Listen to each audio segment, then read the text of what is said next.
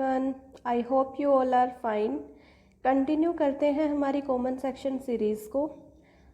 आज मैं आपको बोल सकती हूँ कि हमने मोस्ट इम्पॉर्टेंट टॉपिक्स जो हैं ग्रामर के वो हमने कर लिए हैं। आई थिंक ये लास्ट टॉपिक होगा मोडाल्स, जो कि हम आज करेंगे। वैसे PYQs स्टार्ट करने के बाद जो भी एक आध टॉपिक्स जैसे छोटा मोटा कुछ आएगा बताने लायक, तो मैं आपको वो साथ साथ करवा दूंगी। इसके बाद अलग से ग्रामर के लिए, इंग्लिश ग्रामर के लिए कोई टॉपिक नहीं होगा। इसके बाद हम ओनली पेडागोजी करेंगे, ठीक है। सो स्टार्ट करते हैं टॉपिक मोडाल्स। मोडाल्स होते क्या हैं? मोडाल्स आर ऑक्सिलरी वर्ब्स और हेल्पिंग वर्ब्स, जिनको बोलते हैं that express necessity, ability, permission, probability. Necessity यानी कि ज़रूरत, एबिलिटी क्षमता, परमिशन किसी से परमिशन मांगना या देना, प्रोबेबिलिटी होती है संभावना किसी चीज़ के होने की।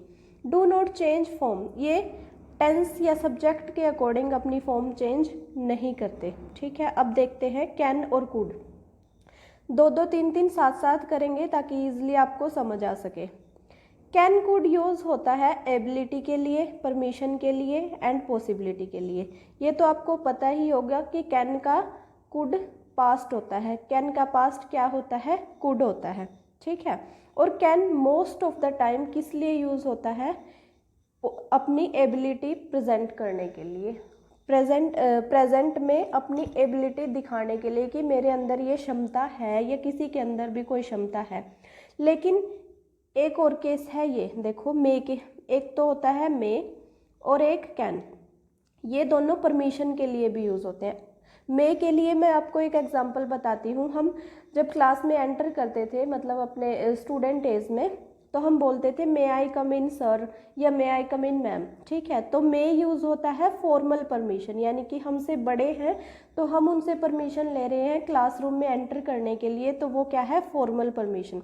लेकिन जो कैन है, कैन यूज़ होता है इनफॉर्मल परमिशन के लिए, ठीक है। जैसे कि अपने फ्रेंड से कुछ कोई चीज़ मांगनी है, उसकी कोई चीज़ यूज़ करनी है, इस तरीके से, ठीक है। एग्जाम्पल देखो इसके। आई कैन स्विम फास्ट, मैं तेज स्विमिंग तेज कर सकता हूँ, मतलब मैं स्विमिंग तेज स्पीड में कर सकता हूँ, ये क्या है? मेरी एबिलिटी। आई कैन डांस, एक कैन का एग्जांपल मैं आपको बताऊँ। जैसे हमारा कोई फ्रेंड गेम्स में है, स्पोर्ट्स में है और उसका मैच है, तो हम उसको मतलब उसका जो उसको मोटिवेट करने के लिए हम ये बोलते हैं you can do it, you can do it, मतलब बार बार ऐसा बोलते हैं ना, तो ये उसी का एग्जाम्पल है कैन का, ठीक है, कि तुम ये कर सकते हो। नेक्स्ट एग्जाम्पल देखो। She could dance well when she was young. अब यहाँ पे क्या है? देखो यहाँ पे कुड क्यों आया, यहाँ से देखो। व्हेन शी वाज यंग, जब वो छोटी थी, ठीक है, जब वो छोटी थी तो वो अच्छा डांस करती थी। यहाँ पे ओनली कैन आता, अगर होता शी कैन डांस वेल, अगर सेंटेंस सिर्फ इतना होता तो यहाँ पे कैन आता, लेकिन आगे और भी एक्सप्लेन कर दिया कि जब वो छोटी थी, इसलिए कैन का पास्ट हो गया, तो क्या आएगा? Could. Could you help me with this, ये क्या है? Polite request. इसमें हम ना पास्ट देखेंगे ना प्रेजेंट देखेंगे, इसमें देखेंगे पोलाइट रिक्वेस्ट की गई है तो कुड आएगा। ये बात ध्यान रखना, पोलाइट रिक्वेस्ट के लिए क्या आता है? Could. Could you help me, could you please let me know about this, इस तरीके से, मतलब थोड़ी सी जब पोलाइट सी रिक्वेस्ट जब हम करते हैं तो कुड का यूज़ होता है। अब देखो मे एंड माइट का यूज़। मे एंड माइट का यूज़ सबसे पहले तो परमिशन मैंने आपको बताया, मे आई कम इन वाला एग्जांपल दिया। नेक्स्ट है पॉसिबिलिटी। पॉसिबिलिटी के लिए या प्रोबेबिलिटी के लिए मोस्टली इनका यूज़ आपको देखने को मिलेगा। जैसे एग्जांपल्स देखे होंगे आपने, मे इट रेन टुडे, ये वाला एग्जांपल तो बहुत ज़्यादा फेमस है, ठीक है। तो इन दोनों में डिफरेंस देख लो क्या है। मे होता है हायर पॉसिबिलिटी, और जब परमिशन होती है तो फॉर्मल। मैंने आपको क्या बताया? मे यूज़ होता है फॉर्मल परमिशन के लिए और कैन यूज़ होता है इनफॉर्मल परमिशन के लिए, ठीक है। तो एक तो यही हो गया फॉर्मल परमिशन, दूसरा हो गया कि हायर पॉसिबिलिटी। और माइट यूज़ होगा जब पॉसिबिलिटी वीक होगी, ठीक है, यानी कि उस काम के होने के चांसेस हैं वो बहुत ही कम है। हायर पॉसिबिलिटी यानी कि मैक्सिमम चांस है किसी काम के होने के। एग्जांपल देखो, यू मे गो आउटसाइड, तुम्हें बाहर जाना चाहिए, ठीक है, यू मे गो आउटसाइड। ये क्या है, परमिशन। मे आई कम इन, ये क्या है, permission. It may rain today, अब ये एग्जाम्पल देखो, यहाँ पे देखो और ये देखो, इट मे रेन टुडे, बात हो रही है आज की, ठीक है। मतलब आज आसमान में ऐसा कुछ दिख रहा होगा, बादल वगैरह, जिससे हम आइडिया लगा सकते हैं कि आज बारिश होगी। तो क्या है, आज की बात हो रही है, तो मैक्सिमम चांसेस हैं बारिश होने के, ठीक है। He might be at home, वो इस टाइम घर पे होगा, या मतलब वो घर पे होगा, ठीक है। तो वीक पॉसिबिलिटी कैसे है ये, क्योंकि हमें नहीं पता, हमें एग्जैक्ट तो नहीं पता क्या हमने उसको कॉल किया, इस टाइप का एग्जाम्पल थोड़ी है ये। सिर्फ ये बोला है कि he might be at home, वो क्या पता घर पे हो, मतलब ये कहना चाह रहे हैं, ठीक है, कि हम नहीं भी हो सकता है, ये बात है इसमें क्या है, नहीं भी हो सकता। अब है पॉसिबिलिटी के लिए देखो, ये तीनों यूज होते हैं, कैन, मे, माइट। इन तीनों में देखो, जब 50-50 पॉसिबिलिटी आपको लगे तो होगा कैन। हाइयर पॉसिबिलिटी मतलब हाईएस्ट बोल सकते हो आप इसको, हाईएस्ट पॉसिबिलिटी हो तो मे लगेगा, ये बात ध्यान रखना। और जब बहुत ही कम हो तो माइट। एग्जाम्पल देखो, my brother may come tonight, आज की बात हो रही है, ठीक है, तो मे मतलब मैक्सिमम पॉसिबिलिटी है। My brother might come next year, अब नेक्स्ट ईयर पे चली गई बात कि नेक्स्ट ईयर तक तो क्या पता उसका प्लान चेंज हो जाए, ठीक है, तो क्या है, पॉसिबिलिटी जो है बहुत ही कम है। My brother can come next week, अब नेक्स्ट वीक में इनके कंपैरिजन में थोड़ी सी ज़्यादा, माइट के कंपैरिजन में थोड़ी सी ज़्यादा है पॉसिबिलिटी, मतलब एक वीक में तो हो सकता है वो आ भी जाए ना भी आए, ठीक है, तो 50-50 सा केस है। अब देखो आगे मस्ट के बस एक ही बात ध्यान रख लो, अब बाकी आपको और भी कुछ करने की ज़रूरत नहीं है। मस्ट में है एक trick, no choice it has to be done. इसमें क्या होता है, आपके पास कोई ऑप्शन ही नहीं है, मतलब या तो करो या मरो, ये वाली सिचुएशन है। मस्ट में कोई चॉइस ही नहीं है आपके पास, आपको वो काम करना ही है, ये वाली कंडीशन आपको लगे तो मस्ट आएगा।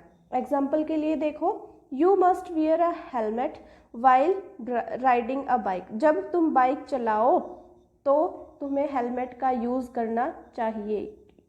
इसमें चाहिए की सेंस है, लेकिन इसमें क्या है, देखो हेलमेट नहीं पहनोगे तो अगर एक्सीडेंट हो गया तो तुम्हारी डेथ हो सकती है, कहने का मतलब ये है, क्या है, डेथ वाला रिस्क है, तो ये तुम्हें करना ही करना चाहिए। She must be tired after the long journey, वो बहुत ज़्यादा थक गई होगी, इतना लंबा सफ़र तय करके थक गई होगी, मतलब नॉर्मल सी बात है, लंबा सफ़र तय करके कोई थकता ही है, ठीक है, तो क्या है, मैक्सिमम है, तो क्या आएगा, मस्ट, यानी कि ये होगा ही होगा, ठीक है, थकी ही होगी वो। अब देखो शैल शुड में डिफरेंस, शैल शुड में क्या डिफरेंस है, फॉर्मल यूज़ के लिए यूज़ होता है शैल, एडवाइस एंड एक्सपेक्टेशन में, similar to will but more formal. देखो यहाँ क्या है, ये वाली चीज़ देखो, फॉर्मल शैल और विल में से, शैल और विल दोनों एक दूसरे की जगह पे यूज़ हो सकते हैं, बट मोर फॉर्मल कौन सा है, शैल, ठीक है, मोर फॉर्मल कौन सा है, शैल। वैसे दोनों यूज़ हो सकते हैं, लेकिन जब आपको लगे कि फॉर्मल ज़्यादा है तो आप शैल का यूज़ करोगे, ठीक है। अब शुड में क्या है, to good to do but not compulsory वाली सिचुएशन होती है। कैसे, मतलब कोई काम है, एडवाइस दे रहा है कोई कि तुम्हें ये काम करना चाहिए, वो तुम्हारे ही फ़ायदे में है, ठीक है, जैसे तुम्हें स्टडी करनी चाहिए, इससे तुम्हारा एग्ज़ाम पास होगा, ठीक है, ये तुम्हारा ही फ़ायदा है, अगर नहीं करोगे तो एग्ज़ाम पास नहीं होगा, इस तरीके से, ठीक है। कोई ज़्यादा बीमार है तो उसको हॉस्पिटल लेके जाना चाहिए, इस कंडीशन में क्या आएगा, मस्ट, ठीक है, इस कंडीशन में क्या आएगा, मस्ट, कि कोई बीमार है तो उसको हॉस्पिटल लेके जाना चाहिए, क्योंकि इससे तो उसकी हालत और ख़राब हो सकती है, कोई चांस ही नहीं है कि वो बच जाए, इस तरीके से, ठीक है। लेकिन शुड में क्या है कि एडवाइस दी जाती है, वो आपके ऊपर है, आप उसे माने या ना माने, लेकिन मान ले तो अच्छा है, ये वाली, ठीक है। एग्जाम्पल देखो, आई शैल रिटर्न बाय इवनिंग, मैं शाम तक वापस आ जाऊंगा, ठीक है, फॉर्मल फ्यूचर की बात हो रही है, नॉर्मल सी बात है। You should eat more vegetables, तुम्हें ज़्यादा सब्जियां खानी चाहिए, मतलब ये तुम्हारी हेल्थ के लिए अच्छा है, एडवाइस दी जा रही है, ठीक है। अब मानना या ना मानना तुम्हारी मर्जी। He should be here by now, अब मतलब वो थोड़ी ही देर में यहाँ पे होगा, ये क्या है, एक्सपेक्टेशन की जा रही है कि वो मतलब उससे बात हुई है, कहने का मतलब ये है कि उससे बात हुई है और थोड़ी देर में आ ही जाएगा, ये कहना चाह रहे हैं। अब ये दो वर्ड्स हैं जो याद रखना, एग्जाम ओरिएंटेड आप इनको बोल सकते हो। जहाँ भी आपको लेस्ट दिखाई दे वहाँ पे शुड का यूज़ होगा, जहाँ भी रेदर दिखाई दे वहाँ पे वुड का यूज़ होगा, ठीक है। सो ये बहुत इंपॉर्टेंट है, ध्यान रखना। अब देखो विल वुड, विल वुड में क्या होता है, श्योर और स्ट्रॉन्ग डिटर्मिनेशन, ठीक है, श्योर और strong determination for future. Would में होती है पोलाइट रिक्वेस्ट या पास्ट की कोई हैबिट भी हो सकती है, विल का पास्ट है वुड, ठीक है, तो ये ऐसे भी ध्यान रख सकते हो आप इसको। आई विल हेल्प यू, मैं तुम्हारी मदद करूँगा, मतलब अपने आप से अश्योर करके ही बोला है ना कि मैं तुम्हारी मदद करूँगा फ्यूचर के लिए, ठीक है।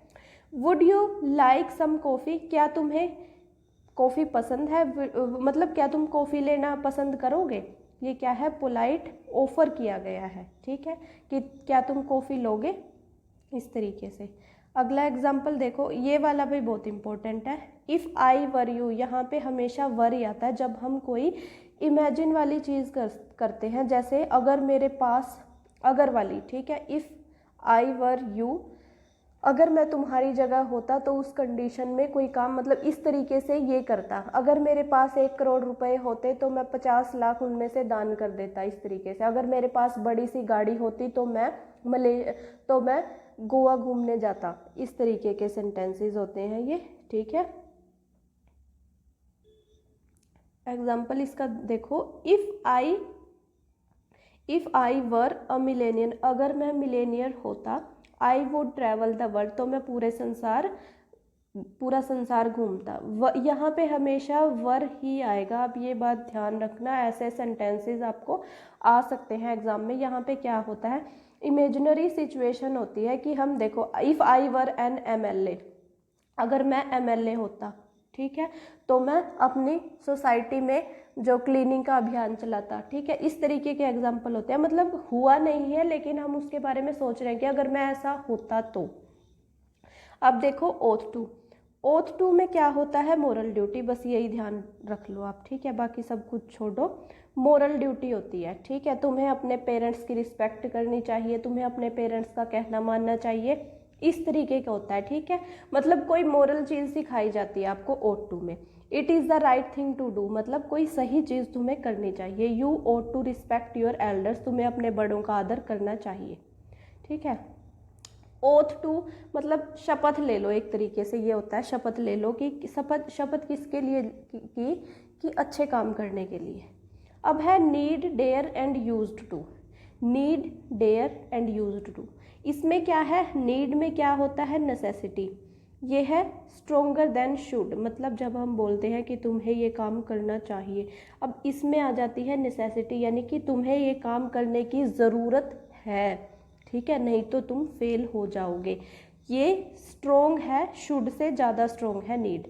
नीड के साथ कई बार आपको टू भी मतलब मैक्सिमम चांसेस में आपको टू देखने को मिलेगा इसके साथ, ठीक है। अब है डेयर, डेयर में क्या है, करेज और चैलेंज, जब हम किसी को चैलेंज करते हैं, dare you speak to him like that, मतलब तुमने ऐसे उसे इस तरीके से बात करने की हिम्मत भी कैसे की, मतलब इसमें एक तरीके से चैलेंज या साहस दिखाई देता है, ठीक है। यूज्ड टू में क्या होता है, पास्ट की कोई हैबिट है लेकिन अब वो नहीं है, ठीक है, पास्ट में की कोई हैबिट थी लेकिन अब वो ठीक हो चुकी है, अब वो हैबिट नहीं है। एग्जाम्पल देखो, you need to study for the exam, तुम्हें एग्ज़ाम के लिए पढ़ने की ज़रूरत है, ठीक है। Dare you speak to him like that, तुमने हिम्मत कैसे की उसे इस तरीके से बोलने की। I used to play football when I was a kid, मैं फुटबॉल खेला करता था जब मैं छोटा था, ठीक है। तो ये था हमारा मोडाल्स का मोडाल्स टॉपिक, इंग्लिश ग्रामर के लिए बहुत इम्पोर्टेंट टॉपिक है। आई थिंक 1 से 2 क्वेश्चन, एक क्वेश्चन तो पेपर 1 में पक्का आता है इससे, ठीक है। पेपर 2 जिनका इंग्लिश है उनके 2 क्वेश्चन आप बोल सकते हो, ठीक है। तो टोटल आपके 2 से 3 क्वेश्चन आ सकते हैं एग्ज़ाम में।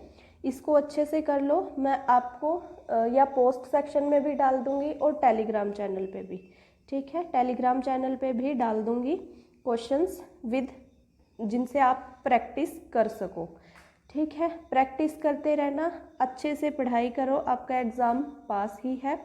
ये सब कंप्लीट होने के बाद कुछ ही टाइम लगेगा, अभी थोड़ा सा मुझे टाइम दो, मैं आपका सिलेबस कंप्लीट करवा दूंगी। कल जैसे हमारा पेपर 1 यानी कि कॉमन सेक्शन लगभग कंप्लीट हो जाएगा।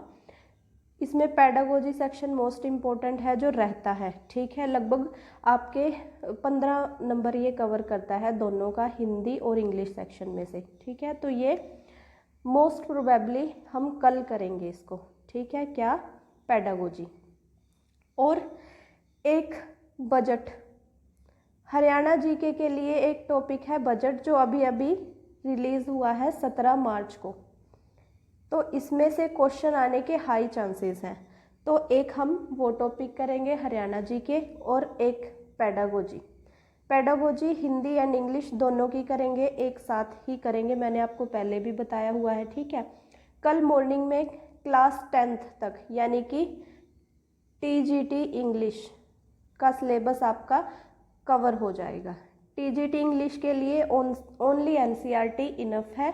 अगर आप करना चाहते हो तो एनसीईआरटी के अलावा फिगर ऑफ स्पीच जैसे मैंने करवा रखे हैं आपको, और फोनेटिक्स है वो करवा रखा है, तो वो वाले इम्पोर्टेंट है, वो भी करने हैं आपको, ठीक है। बाकी क्लास 10 तक की एनसीईआरटी इनफ है आपके लिए, लिटरेचर आपको करने की ज़रूरत नहीं है।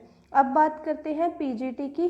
पीजीटी क्या हो जाएगा नेक्स्ट वीक में, और फिर हम पीवाईक्यूज़ की प्रैक्टिस स्टार्ट करेंगे अपनी, ठीक है। आई होप आपको जो मैं करवा रही हूँ वो कंटेंट पसंद आ रहा होगा। अगर आपको मेरा कंटेंट पसंद आता है तो please like, share and subscribe. Thank you so much.